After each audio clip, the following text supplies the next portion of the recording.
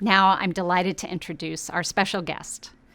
Samantha Power is the Anna Lend Professor of the Practice of Global Leadership and Public Policy at Harvard Kennedy School and the William D. Zabel Professor of Practice in Human Rights at Harvard Law School.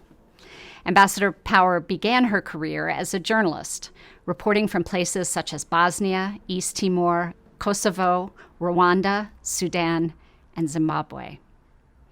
Before joining the U.S. government, Power was the founding executive director of the Carr Center for Human Rights Policy at the Kennedy School. From 2013 to 2017, Ambassador Power served as the 28th U.S. permanent representative to the United Nations, as well as a member of President Obama's cabinet.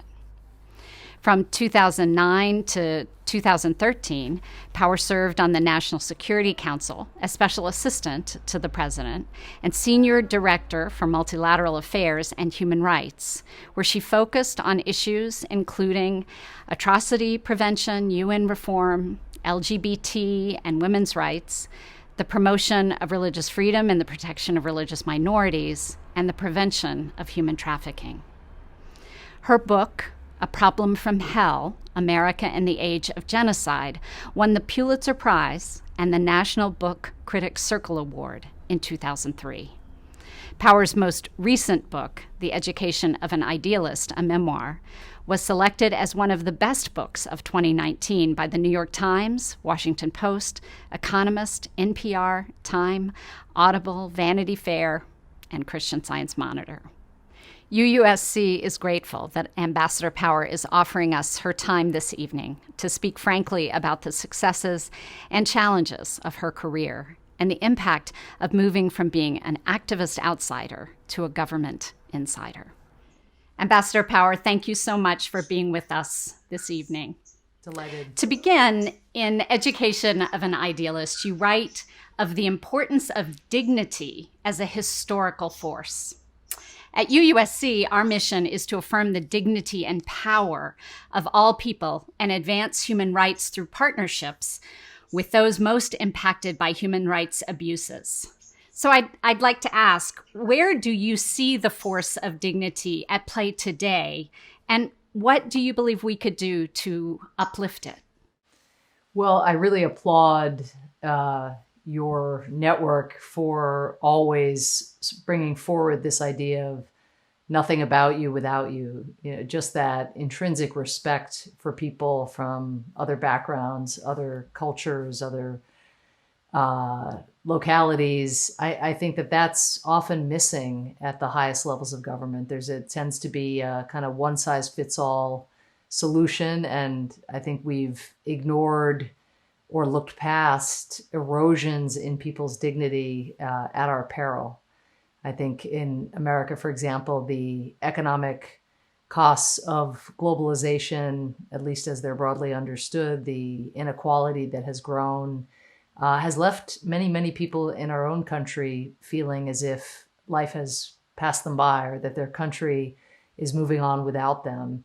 And sometimes there's a tendency, again, to talk in kind of macro terms where all things considered, this will be good for the mass and for the many, while losing sight on the one, on the individuals who don't see themselves in that progress story.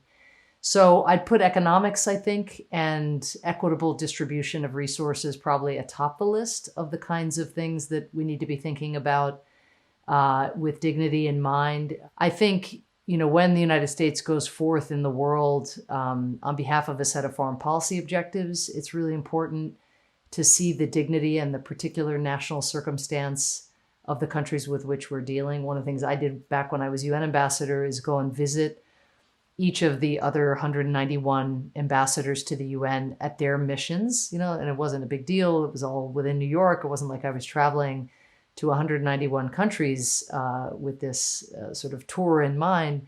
But just by showing up as America on their turf, you know, paying a courtesy call to them, asking them, you know, sort of what was the art on their walls? How did they become diplomats? You know, what was their childhood like? What do they most miss about their countries?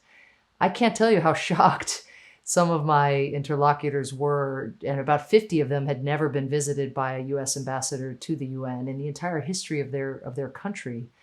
And so I think that's just a reflection of, in a way, also the points you get when you show that kind of respect, especially if you're American or if you come from a very powerful country. And more of that is going to be needed as we seek to build really broad-based coalitions to deal with shared challenges.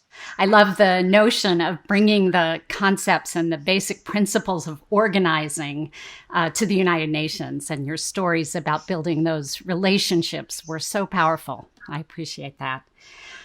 You've said before that you believe in robust support for the people and civil society activists. Can you share how you translated this value in your work as ambassador? Sure. And again, to tell retrospective war stories, I think would not be the point, but more to look ahead and really think about how we can do more of this going forward.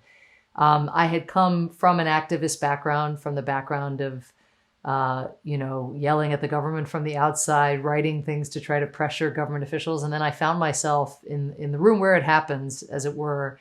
And what I noticed was that there is a temptation once you have entered officialdom to think that somehow governments have a monopoly on wisdom or even just on information. And of course, you do get access to vast amounts of intelligence from all around the world, to the translations of different publications and so forth that are published. There are tremendous resources that come with being in government, but to make time in the week, in very busy weeks, notwithstanding national security crises, to meet with civil society actors, to meet with dissidents, to meet with people even in the private sector who have a sense of a country or a community's economic prospects, which is where, of course, a lot of suffering and pain can occur in the face of unemployment or joblessness. And just to always make time to recognize the value of those encounters as a kind of stress test for ideas that in governmental circles or at the UN sometimes get incubated in really closed silos, where it's just officialdom from one country talking to officialdom from another country. The other thing I tried to do to try to bring home the human consequences to our decision making was actually in Security Council meetings, have the people affected by the conflicts that we were making an effort to mitigate or to resolve, have the people affected speaking about what those conflicts or what those crises were doing in their communities.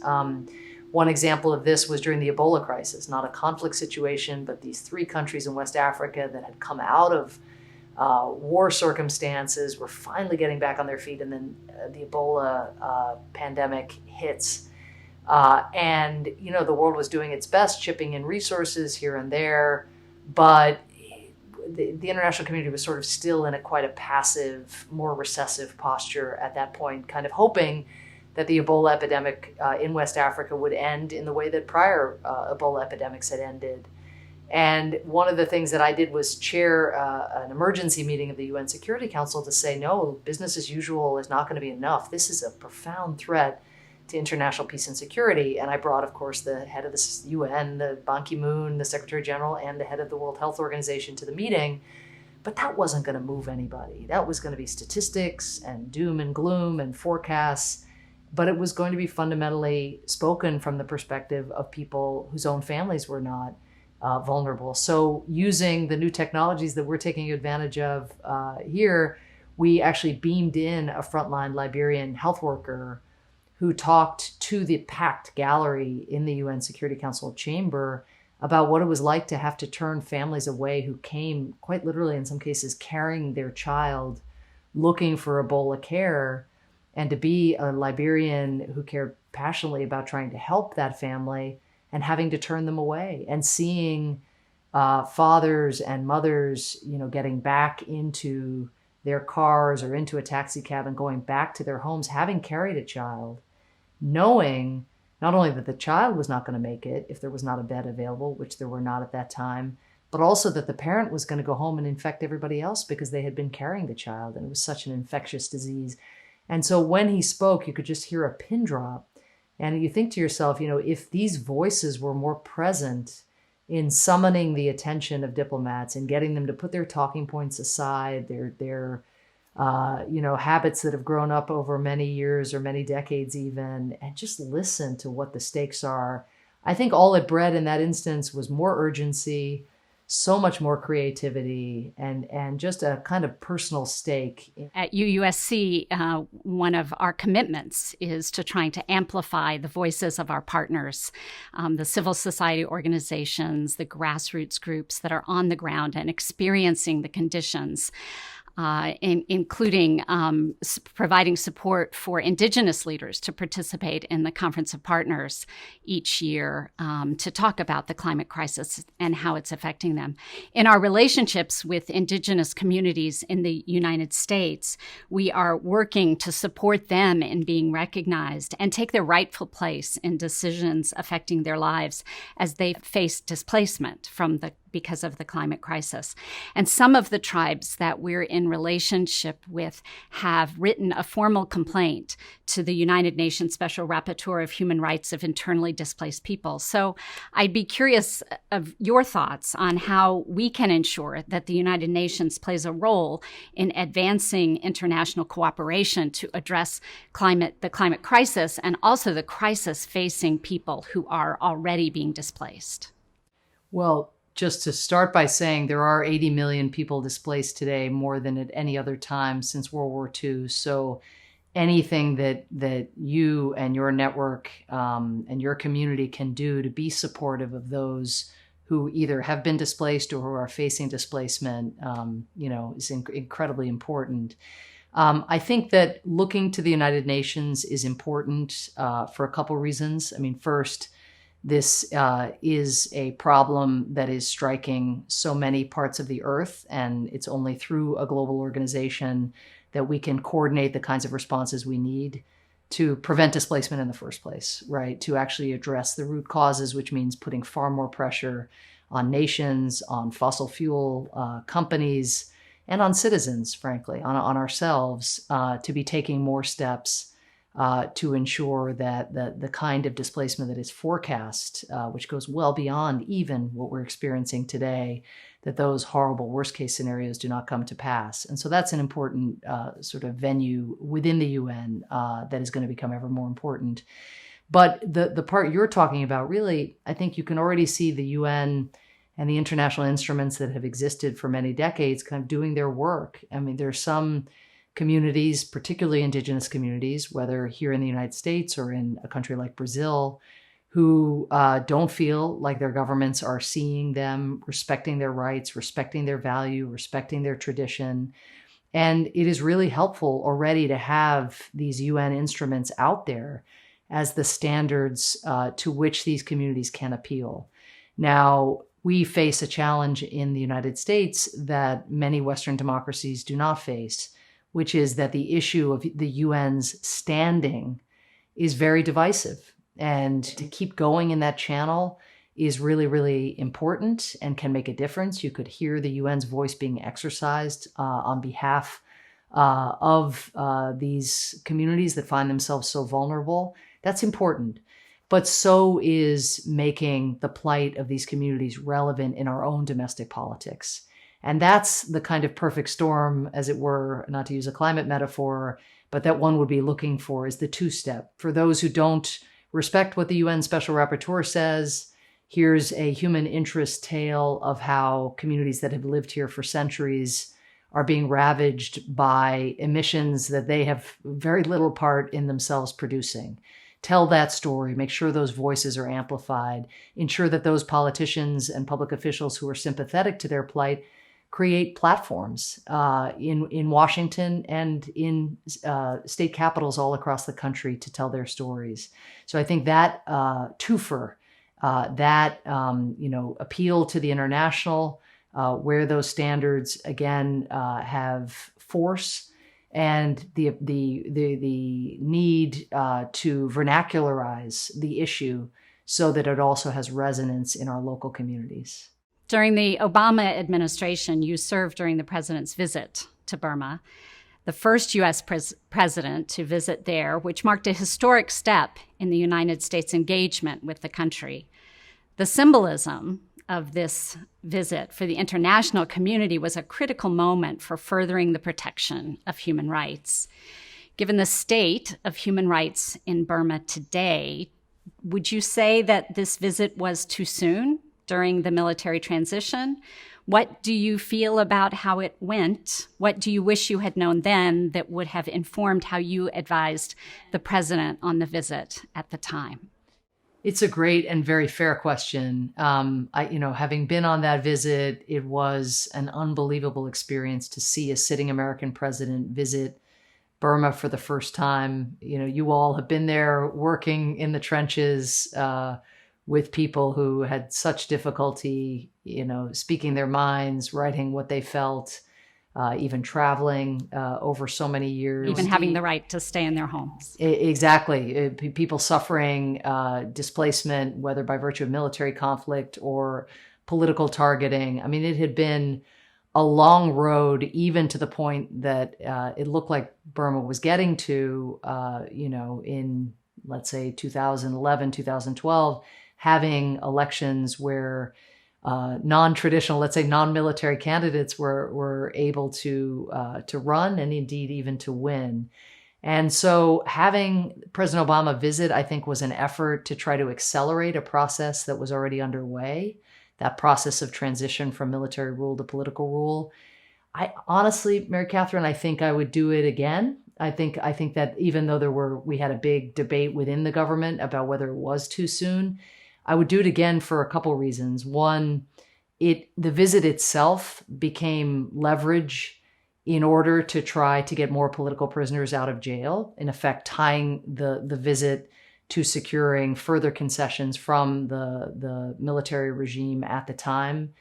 The visit became a means of staging a very large public gathering at a local university where people hadn't gathered in decades, basically because of the crackdown and the denial of freedom of association. So even just seeing young people experience what it was like, the sort of power in gathering in large numbers, having President Obama talk about the Rohingya and events in Rakhine State at that level, knowing how much animus there is across the society, how much suspicion. And this is, of course, well before the genocide against the Rohingya. And so I think the visit itself, even just as a transactional matter, produced a set of concessions that were important at the time. I think the question that I struggle with and think I would not, where an issue that I would not do the same all over again, is that toward the end of President Obama's time in office, we made the judgment that, in keeping still a set of sanctions in place on the government in Myanmar, that we were sort of half pregnant, as it were. And I hate using gendered metaphors like that, but that is that we were trying to allow the people of Burma to enjoy the fruits of liberalization and opening up. But by keeping these sanctions in place, we were deterring businesses and tourists and others from, coming into Burma and really getting to meet the people and to explore the country and so forth. And so President Obama made the judgment that we should sort of lift, in effect, all of the sanctions and bet on Burma's political transition.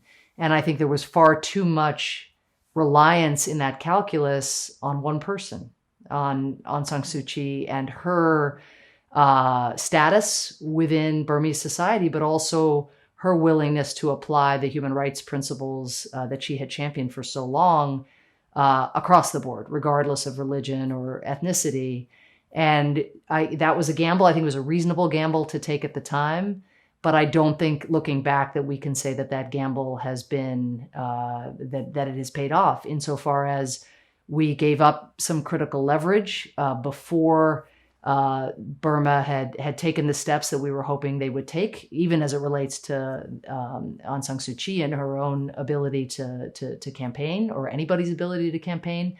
But she does continue to have, of course, this incredibly prominent and important leadership role. Really is in some ways the de facto symbolic leader of the country, if not the titular leader. And of course, she doesn't have control of the military or anything like that. But it's been very disappointing to see somebody whose judgment we also were relying on in that debate over how quickly to lift the sanctions, not raise her voice, even recognizing the difficult political circumstances that she's in. But for her to appear in the International Court of Justice defending the Myanmar military, after the crimes that it has committed against the Rohingya people is just, sort of crushing to people who had put their hopes in her. And so I think, Mary Catherine, that would be, when I look back, I would say, to keep that leverage, for longer, to be able to continue on the path that we had been on, which is to meet every sort of step in liberalization that they took with a reward, not only from the US, but coordinated also with other countries. I think that rather than, plunging in the way that we did and sort of just taking that big gamble, I think that measure for measured approach would have been more fitting the circumstances at the time, at least in retrospect. Do you believe that the United States can credibly advance human rights after how the U.S. administration has behaved over the past several years? It's a lot harder, honestly. I mean, one of the things that U.S. officials in prior administrations, Republican and Democrat, used to do is complain when, foreign leaders were attacking the media. Now our own president calls the media the enemies of the people. We're a country, not only our government, but also our civil society organizations like the Carter Center monitor elections to make sure that they're free and fair. Part of the metrics, and I think you all have probably been involved in some election monitoring over the years as well, but among the metrics, would be looking at voter suppression, disenfranchisement, the stoking of violence, commitments by political leaders to peacefully transfer power. It's awkward, to say the least, now to bring those criteria to bear internationally when we have not only the president but also officials around him kind of embracing some of these tactics. And so I think there's going to be a long road to recovering America's legitimate voice on human rights again. And we all know that all American presidents have been sort of selective on human rights up to a point, but we've never quite seen it like this, particularly with the embrace of leaders who've ordered journalists executed or who've built camps, to detain more than 1 million Uyghurs in the case of President Trump, encouraging President Xi in that regard.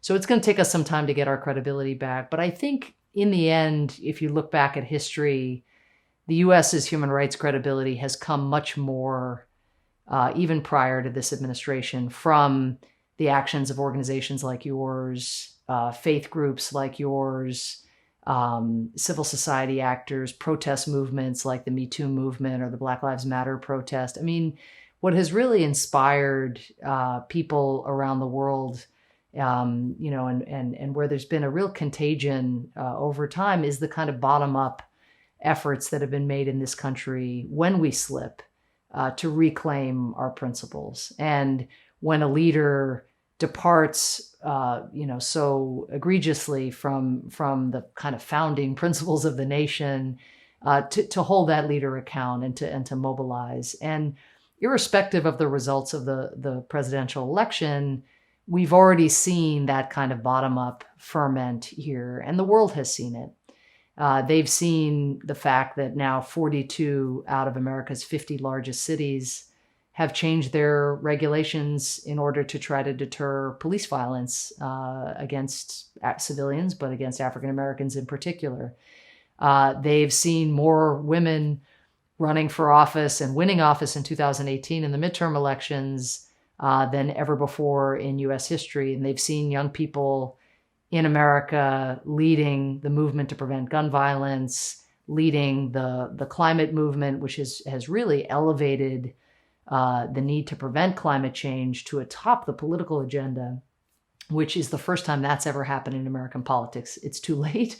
It should have happened sooner, of course, and we know we're racing against the clock, but it may not have happened at all if not for young people recognizing that it's their planet, that is being potentially irrevocably harmed by the decision making of leaders today.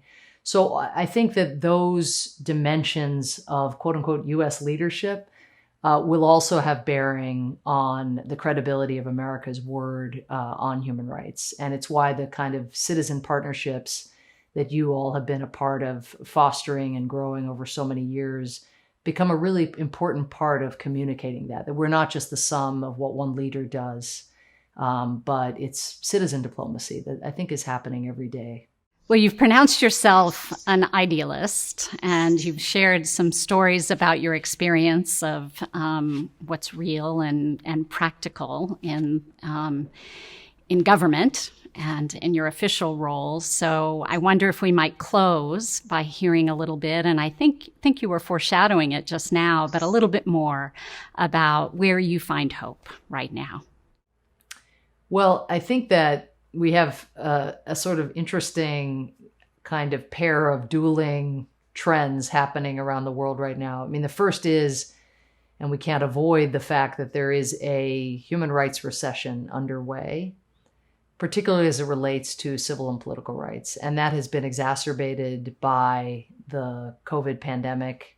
And of course, there's a real risk that it'll be exacerbated further by the economic fallout that is likely to last a very long time, and the economic devastation on individuals and communities caused by the pandemic. So that freedom recession, human rights recession, is going on now close to 14 years of freedom setbacks outpacing gains in civil and political rights enjoyment around the world.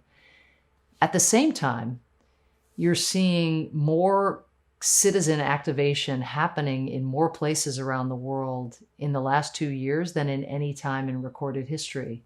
And that includes citizens coming together, in the best cases, practicing social distancing, but in the middle of a pandemic, continuing those trends, finding ways to bang pots and pans from their balconies as a form of protest, if not to go out on the street, where social distancing may be harder.